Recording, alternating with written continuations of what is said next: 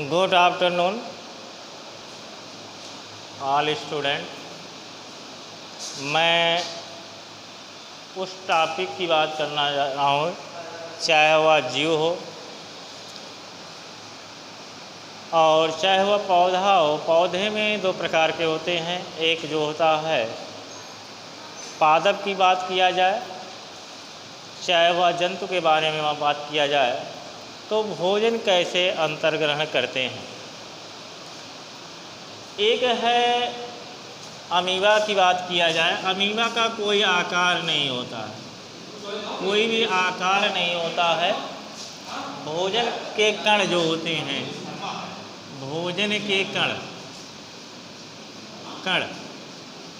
और कण को क्या है, किस प्रकार से वह क्या करता है, आकर्षित करता है। यानी कि किसके लेयर, प्लाज्मा लेमा के कारण वह क्या करता है, अपनी तरफ खींचता है और खींचने के पश्चात यहाँ से क्या होता है, चिपक जाता है। कौन सा? भोजन का कण। भोजन का कण क्या होता है, का कण चिपक जाता है।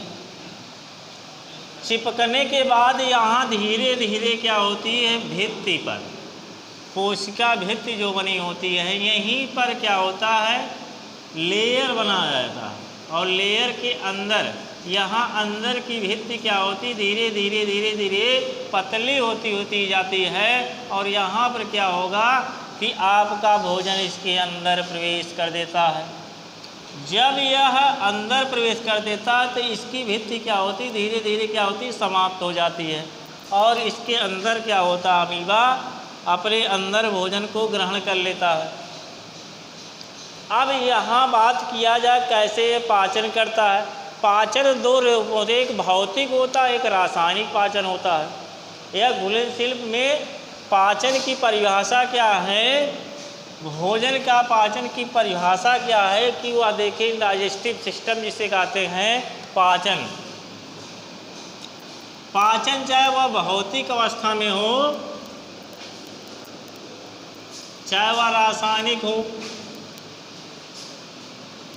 दो अवस्थाओं में क्या करते हैं, कोई भी जीव जो होते हैं, चाहे वह भौतिक अवस्था में करे, चाहे वह रासायनिक अवस्था में करे, दोनों अवस्थाओं में करता है।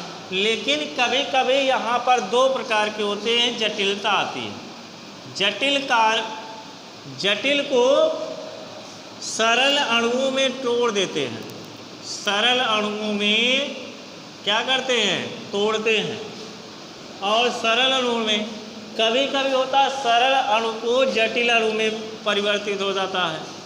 सरल अणु क्या होता है, जटिल अणु में क्या होता है, परिवर्तित हो जाता है। तो इसमें क्या होगा, भोजन पाचन, तो इसके द्वारा जो निकलता है, चाहे वह जटिल से सरल अणु में और सरल से जटिल अणु में, दोनों के कंडीशन पर एंजाइम निकलते हैं। क्या निकलते हैं, एंजाइम।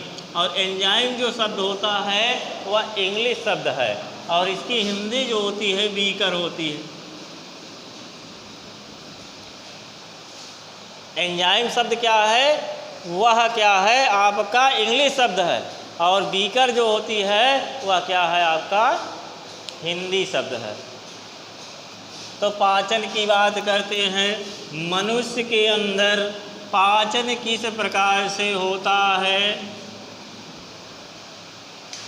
तो हम सर्वप्रथम पाचन 5 अंगों से मिलकर जो आकृति तैयार होती है, 5 अंगों से जो आकृति तैयार होती है उसे पाचन कहते हैं। नंबर 1 होता है मुख गुहा का पाचन। मुख गुहा का पाचन कैसे होता, देखेंगे। मुख गुहा का पाचन।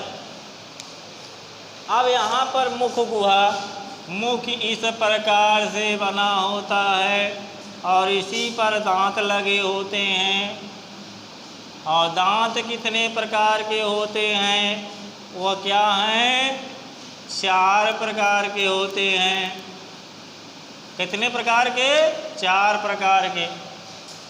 है अब बात करते हैं 2 मांसल युक्त घिरे हुए भाग को ओंठ कहते हैं।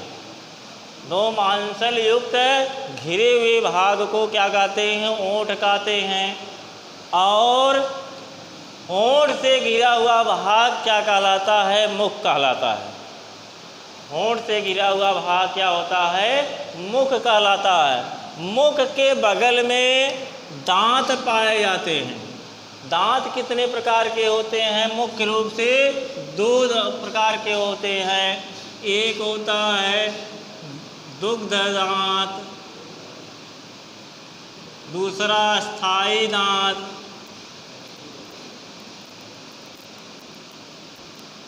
दुग्ध दांतों की संख्या जो होती है 20 होती है और अस्थायी दांतों की संख्या 32 होती है। अस्थायी दांत जो होते हैं वह कितने भागों में बटे होते हैं? 4 भागों में। 4 भाग कौन कौन से हैं? रदनक, पहला कृंतक, कृंतक, रदनक, अग्रचवर्णक,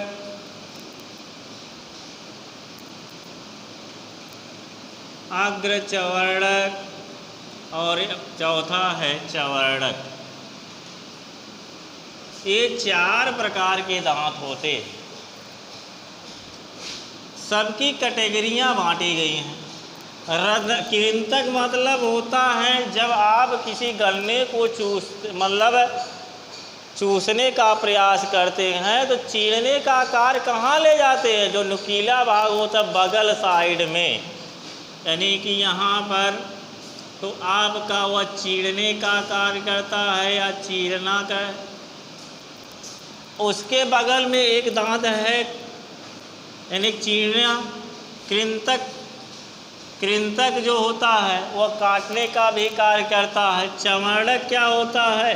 चबाने का करता। पीसने का कार्य क्या है? चवर्णक का है।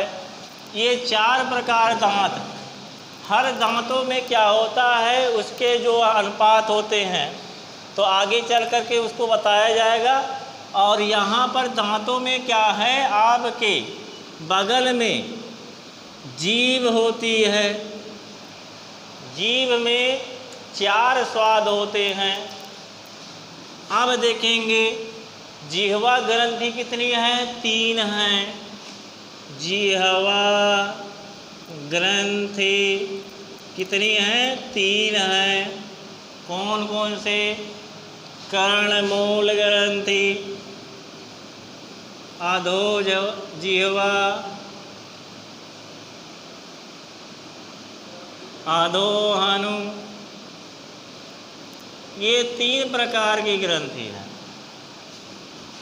अब बात करते हैं ग्रंथि कर्णमूल। कान के पास 2 छिद्र पाए जाते हैं। यहाँ कान के पास 2 छिद्र पाए जाते हैं जिससे क्या होता है? वह स्टार्च निकलता है।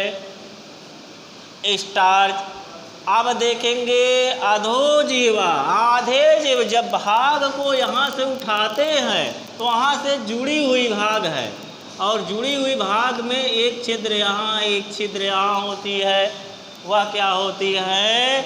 आपको अधोजीवा होती है।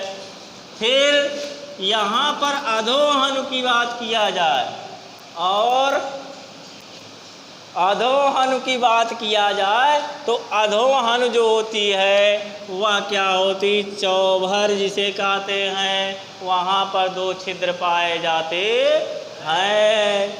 इस प्रकार से आज का टॉपिक समाप्त होता है।